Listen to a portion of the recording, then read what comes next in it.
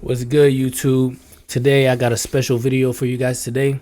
Today I will be exposing how King James had a part on misconstruing certain verses in the Bible to get his own way. And today the verse that we are going to be taking back and getting our refund on is Ephesians 6 verse 5 through 9. You know what I'm saying? Let's read it. Slaves, obey your earthly masters with respect and fear, and with sincerity of heart, just as you would obey Christ. Obey them not only to win their favor with their eye is when their eye is on you, but as slaves of Christ, doing the will of God from your heart. Serve wholeheartedly as if you were serving the Lord, not people, because you know the Lord will reward each one for whatever good they do, whether they are slaves or free. This is complete foolishness. Let's go right here. Slaves, obey your earthly masters with respect and fear. So we're going to debunk this already. Number one, respect and fear. You should only be fearing God. There's nothing on this planet that should put fear in you. Never. The only person that you should be fearing on this earth is God. And it says that in the Bible. Slaves, obey your earthly masters. Now, number one, when God created Adam and Eve, God did not create Adam as the master of Eve. You know what I'm saying? Eve was her own individual person, but she submitted under Adam. That's not how slavery works. Slavery, you are taking the free will that God has given an individual person, and you are taking that, you're cultivating that, and you're putting them under you. You know what I'm saying? You're putting them under you. You're basically saying they are beneath you and you own them. You do not own somebody's body. You do not own anything of somebody, any physical thing of somebody. You do not own them. That is God's creation. That is God's property. And we can search that up right here. Let's go. Let's go right here. Let's go right here. Romans chapter 9 verse 20. We are God's property in virtue of creation. We are God's property by virtue of creation. So we are nobody else's property. So going back to this right here, a slave, and is considered to be their property. We are nobody else's property but God's. But we haven't even reached that yet. So after this, we go to right here. What is the definition of a slave? A slave is a person who is forced to work for and obey another. Who is forced to work and obey. So they have no choice. They are forced to do it. As I said previously, you are taking somebody's free will away, and that is not from the will of God. God does not find favor in any earthly masters, because God said we only have one master, and that's God. We do not have two masters. We do not serve two masters. That's why slavery is demonic and it comes from the devil. So anybody that says they are a Christian and still can wrap their head around slavery and say that, oh, they can find excuses. No, you cannot. Slavery is from the devil. And I will explain why King James used these verses and misconstrued these verses for him to get his own personal gain and his own benefit. Let's do that right now. Let's start. Where should we start off? Where should we start off to snipe him? Where should we start off? Where should we start off? Now, let's go to these slides real quick before we go to any videos to snipe this man. Was the King James Bible ever tampered with in America? Really, we can just say ever tampered with in general. Let's go right here. Let's go right here. Let's go right here. Why is the King James Bible very controversial? The King James only controversy is essentially a conspiracy theory that claims that all modern translations of the scripture are based on tainted manuscript, and their translators are driven by liberal Protestant or Roman Catholic or even one world government. Let's read that again for the people in the back that don't understand this. King James the King James Bible only controversy is essentially a conspiracy theory, and we're going to debunk why this is not a conspiracy theory that complains that all modern translations of scriptures are based on tainted manuscript, and that their translators are driven by liberal Protestants and Roman Catholic or even one world government. You know what I'm saying? So what this is basically saying is that the King James only controversy is essentially like people think that the scriptures are based on their own preferences. You know what I'm saying? So like some of these scriptures in the Bible are based on their own preferences for their own earthly gain. You know what I'm saying? So they're all one. So they're one. So it's just all under one world. It's just all under one agenda. And I will prove why this is not a conspiracy theory and why this is actually factual. You know what I'm saying? Let's go down here. How does this verse help King James? That's a major question that a lot of people can ask. Okay, how does this verse help King James? How does this verse right here help King James? By saying slaves. Remember, slaves obey your earthly masters. Let's go see how this verse helps King James.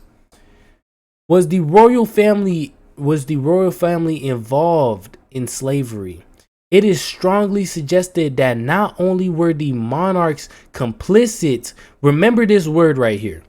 It is strongly suggested that not only were the monarchs complicit in the slave trades, but in some cases the royal family was even involved in day-to-day decision making on how the trading was carried out. It was very much like a James enterprise. And we are going, oh my gosh, let's read this again. It all strongly suggests that not only were monarchs complicit in the slave trade. Now, some of you guys do not understand what the word complicit is. So let's go find out what this word means. The word complicit, involved with others in an illegal activity, in an illegal activity or wrongdoing, involved with others in an illegal activity or wrongdoing. So if they're using this word, if they're using this word complicit, and they're using it right here, slavery, trading slaves is an illegal activity to the word of God, and you're doing wrongdoings. You're doing wrongdoings. Like you're taking captives of human beings and putting them on a lower pedestal than you, which is false and which does not proclaim the word of God whatsoever. Which does not proclaim the word of God whatsoever, because God himself, he said, in my eyes, in the eyes of God, we are all equal. Now, down here on this earth, we might not be all equal, but in the eyes of God, we are all equal. And we should all be looking through the eyes of God and not the eyes of man. Let's go down here. It strongly suggests that not only were monarchs complicit in the slave trade, but in some cases the royal family was even involved in day-to-day decision making on how the trading was carried out. It was very much a James enterprise. It was very much a James enterprise, man. Come on, man. Now, we're going to get to the videos. Now you guys see, okay, King James, why? Okay, that answers another question. How would this verse help King James out? King James. How would this verse help King James out? Because he was a slave owner and he owned a slave enterprise. And we will get to that later down the video. He was a slave owner and he owned a slave enterprise. So to keep the people compressed in the ideology of slavery is okay and is just and it's the will of God, let's tamper with the scriptures. Let's tamper with a lot in most of the scriptures. And what if some of the scriptures say? Slaves, obey your earthly masters with respect and fear, and with sincerity of heart, just as you would obey Christ. Does some of these verses not seem pure to you? It doesn't seem humanitarian. It doesn't seem like Christ, like Yeshua would say this. Does it seem like God would say these stuff? Slaves, obey to your earthly masters. God has never been an advocate for any other master but God. Obey to your earthly masters. That's already a red flag number one. Respect and fear them. Fear, no sir. No sir, that's strike number two. And with sincerity of heart, just as you would obey Christ.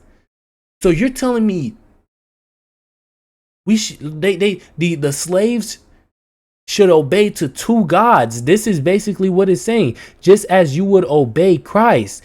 If I'm going to have fear and respect, I should put them on the pedestal of God. It says it right here. Just as you would obey Christ.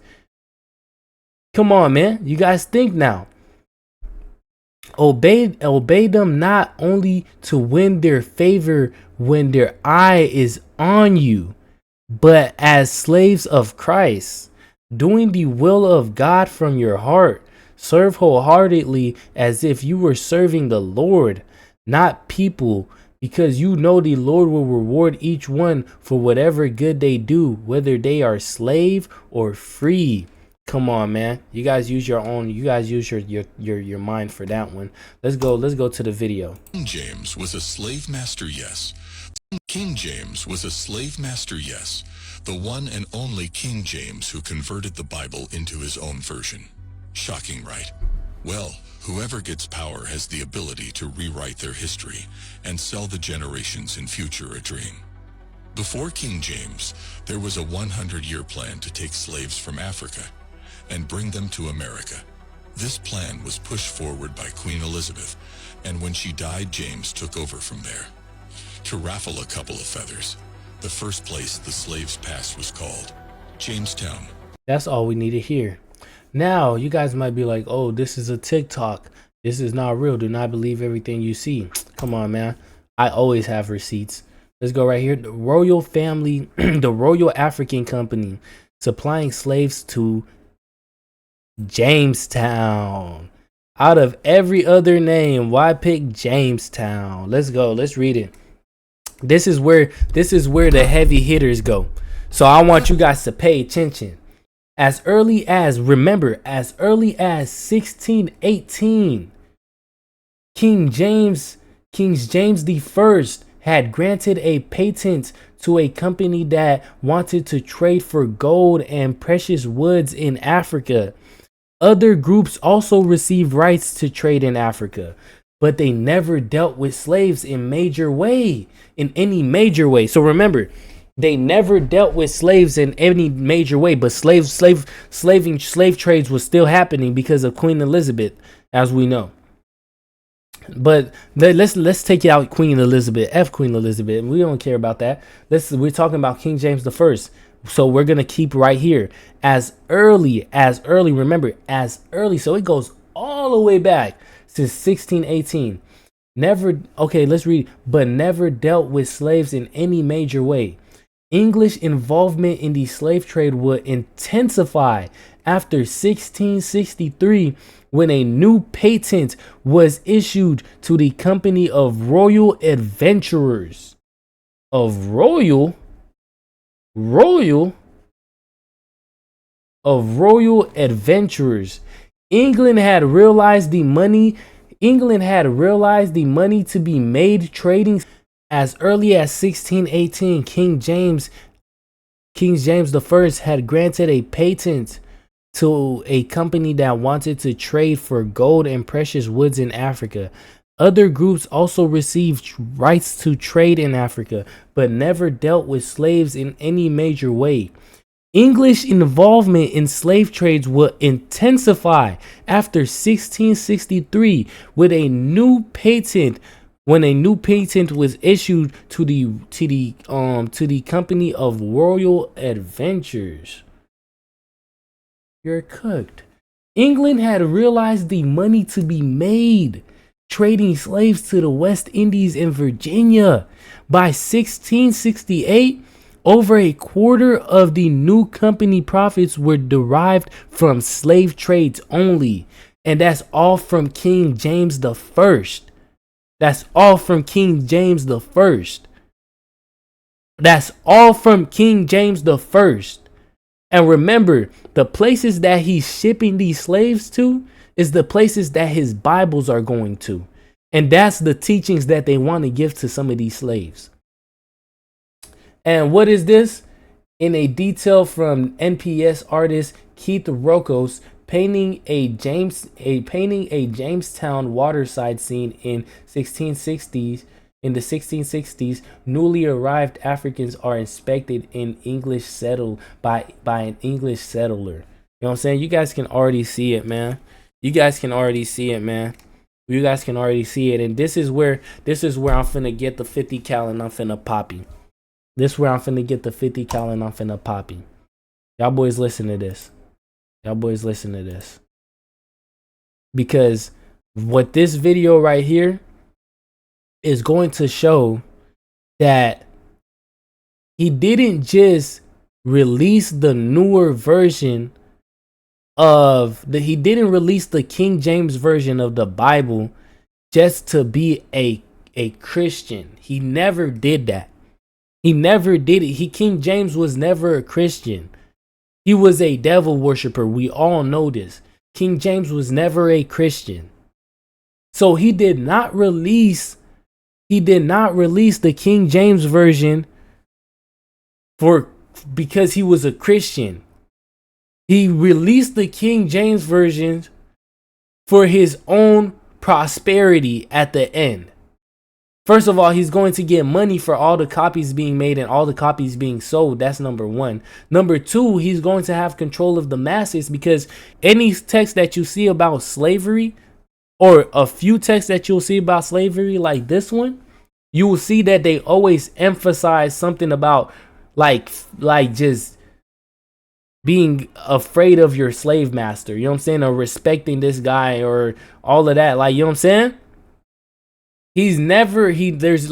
But this is the best, this is the best verse that we have, because this is the most popular verse. So we won't be indulging in any other thing. We will stay on topic, you know what I'm saying, and debunk this one right here. But this just goes to show you, when we watch this this clip that's coming up, this just gets to show you he only worried about his own empowerment. Him releasing the King James version was just because he only wanted to improve and to build up his own empowerment. Let's watch. The most important change may have happened during the reign of King James I. Despite the Vulgate existing for about 500 years, there were still numerous versions and accounts of the Bible, so much that it bothered the reigning monarch at that time. He was worried about the different Bible versions that were popular in the 1600s. The king wanted a version of the Bible that settled religious differences, as well as one that reinforced his power. Let's hear that again. Bible that settled religious differences, as well as one that reinforced his power. Version of the Bible that settled religious differences, as well as one that reinforced his power. Now we're going to hear it one more time. Versions that were popular in the 1600s. Listen.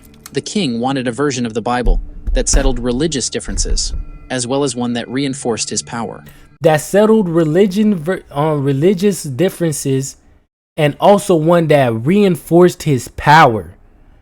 Now, y'all remember right here when it said that it's just a conspiracy theory, right? we saw this. We already saw this text right here on how he owned a slave enterprise. Now, where shall we go? Where shall we go? Where shall we go? Where shall we go? Oh my gosh. Oh, now let's go right here. Now let's go right here where it says it is a conspiracy theory. Let's hear this video one more time so you guys can listen to what he says. That were popular in the 1600s. The king wanted a version of the Bible that settled religious differences. Let's start with that one. That settled religious differences. Let's go right here. Conspiracy theories that claim that all modern translations of scriptures are based on tainted manuscripts and that their translators are driven by liberal Protestant or Roman Catholic or even one world government. So what he means by settled religious differences, that means he created a Bible version that all the different like religions, it can cultivate all different religions, and it can just put them like at quote unquote not peace, but just put them all on the quote unquote same page. You know what I'm saying? So no more differences. Let's just put them all together and phrase them like this so everybody can agree with it. You know what I'm saying? That's basically what he means. Let's read it. Let's listen to it again. Hundreds. The king wanted a version of the Bible that settled religious differences, as well as one that reinforced his power. Going back over here. Or even one world government. You know what I'm saying?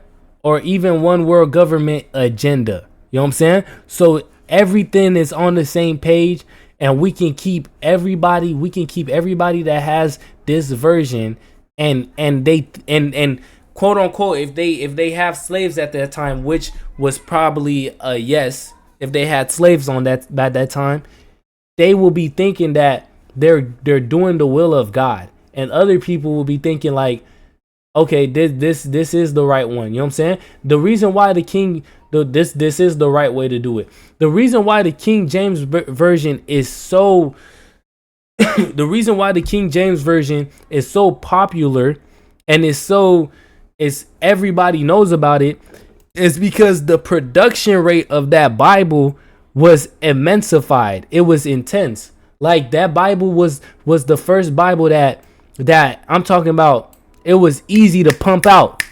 You know what I'm saying? There was multiple copies. Yeah, copies. I apologize. Yeah, there was multiple copies of that Bible. That's what boosted the vast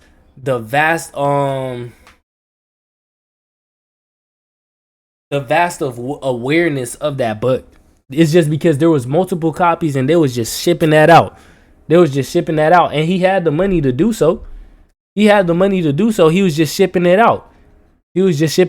And that's why the King James version is so popular. And all of these versions right here, any version that comes after the King James version is just the King James version, but easier. That's where a whole bunch of Bibles come from. So anything before the King James version was real. Was real life.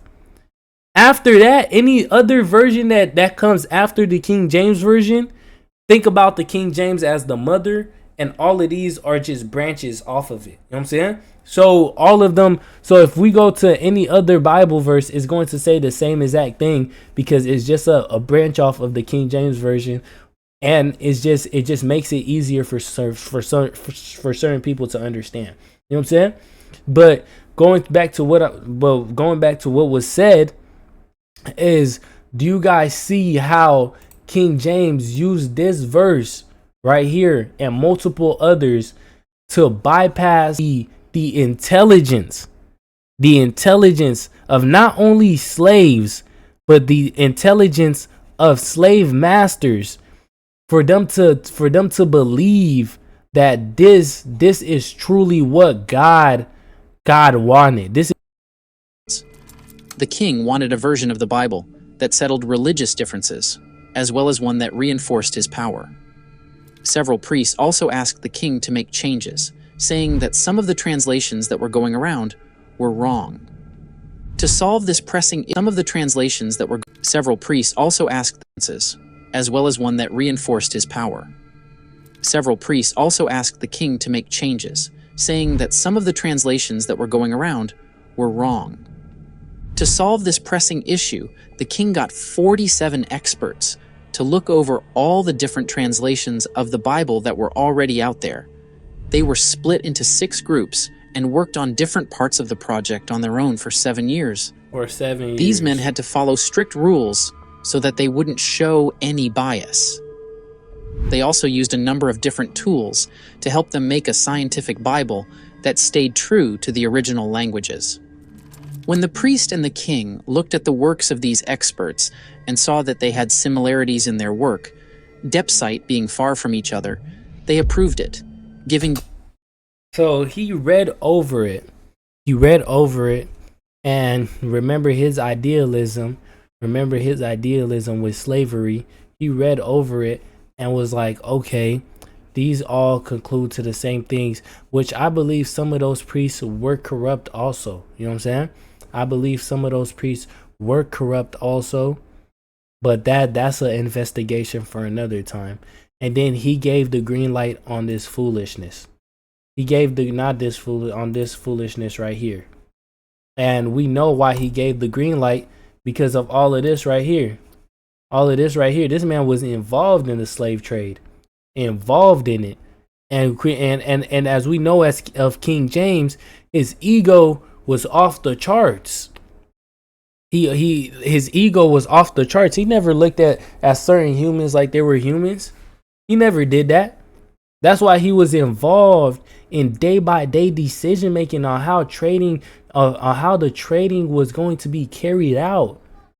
You think this man cared about the slaves? He found himself over the slaves. That's why he said. That's why in this depiction it says obey the earthly masters with respect and fear, with sincerity of heart, just as you would obey Christ. No sir, that is evil. We rebuke that. Now we're going to go to the final step on how King James was a sinner, and how that verse right there, it promotes sin. It promotes sin, because slavery is a sin. Slavery, if you have slaves, you are sinning.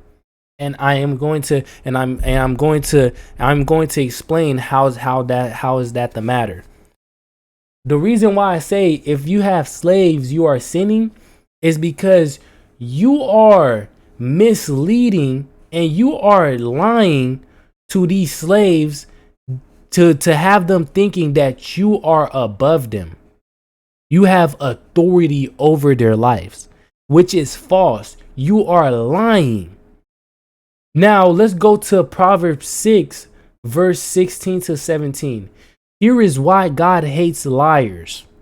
Because a slave master, as we said, at being a slave, that means you are considered their property. That's what it is. So when you're a slave master, you tell your slaves they are your property. That is already, either you tell them or that is already mutually understood. That is mutually understood by both parties. And right here, what does it say? In Romans 9, verse 20, we say, we are God's property by virtue of creation. We are not man's property. Man cannot be another man's property. No, because you did not create me. God created me. So how am I your property? That is already another red flag. How am I your property? I am not your property. So right here, when it says property, you are lying. You are lying. You are lying to these slaves, making them think that they are property. They are items. They are tools. They are not human beings no more. They are machines. They are tools that work to economical growth that you want. Like any economical growth that you can acquire, you are using these slaves to do that. And you are lying. You are lying to these slaves, making them think that they are less of a human being than you are. And what does God say here in Proverbs 6 verse 16? Here is why God hates lying. A person who lies, Proverbs 6 verse 16. Here is why God hates lying. A person who lies hates the individual they are lying to. A slave master, a person that owns slave, he hates his slaves. Because first of all, you're dehumanizing them. You're making them think that they are less of a human than you. You making them think that they're only here. Their only purpose in life was to grow, or to be a servant, not even a servant, to be a captive under your control, which is false. God put everybody on this earth to fulfill the will of God, and the will of God was never for anybody to be a slave. That was never a will of God. So let's go right here. A person who lies hates the individual they are lying to. And we have profound proof on that. Let's go to late 1800s and early 1900s, when slavery was going to be was being reformed, and when slavery was still active.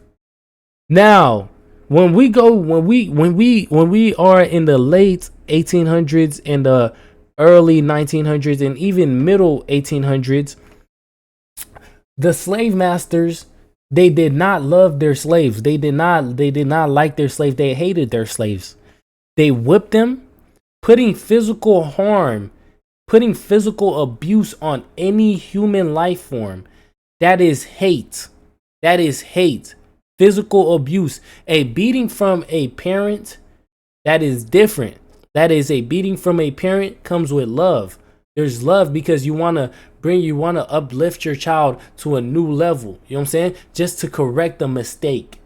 But a beating to another human being that you have bought. Slavery was never from God, because you are buying a human being. And that means you're putting a price tag on how much God's creation costs. Do you understand that? Slavery was never from God, because you're putting a price tag on a human being. So you're putting a price tag on the creation of God.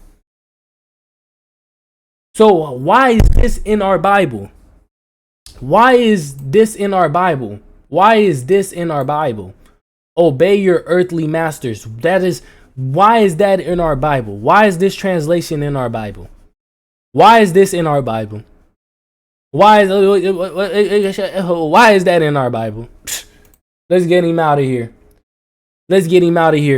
The same hatred that those white people had for African American descendants in the late 1800s and the early 1900s was the same, or even the middle, or even African, just African in general, that came to the Americas in the early 1800s and the mid 1800s. The same hatred that those slave owners had at that moment was the same hatred that those slave owners had in the 1600s. Nobody can discard what I just said. There's nothing new under the sun. If you ever owned a slave, you are not a man of God. If you ever owned a slave, apologize for my misspelling, a person who performs duties for others, especially a person employed in a household on domestic duties, or a personal attendant. A servant and a slave are two different things. Do you guys see property in this definition? No. We are servants of God. Do you see that? We are servants of God. Do not let these people fool you. We are not slaves. We are not slaves of God, because God doesn't force us to do anything. We are not slaves. That's another thing that the King James Version does. It says, oh, we are slaves of God. We are no slaves. Slaves have no power. Slaves have their soul taken away from them. They have their soul taken away from them, and they're just quote unquote living machines. That's what these people have done to them. But God does not do that to us. God gives us the free will to go to him, or to live your life however you want to live your life. But slaves are different, and we are no slaves to anything. We are no slaves to anything. We are servants of God, but we are not slaves of God. Let's get that clear. Let's get that clear. So, going with all the evidence that I've showed, I'm gonna read this one more time, and then I'm gonna conclude my whole statement. Proverbs 6, verse 16 to 17. Here is why God hates lying.